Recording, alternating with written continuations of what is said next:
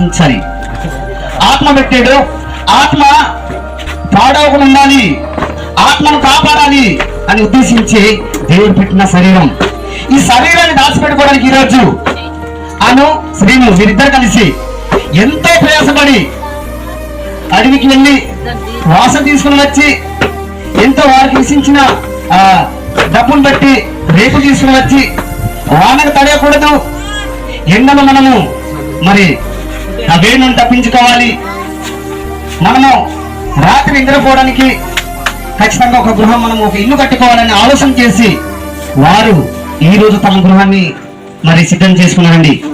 కాబట్టి బిడ్డలారా, దేవుడు కట్టించిన ఇల్లు అయితే మనం కట్టిన ఇల్లు, భూమి మీద నివాసంగా ఉండే ఇల్లు మనం, అంటే దాంట్లో నివాసం చేసేవారు మనం, మనలో నివాసం చేసేది దేవుని ఆత్మ.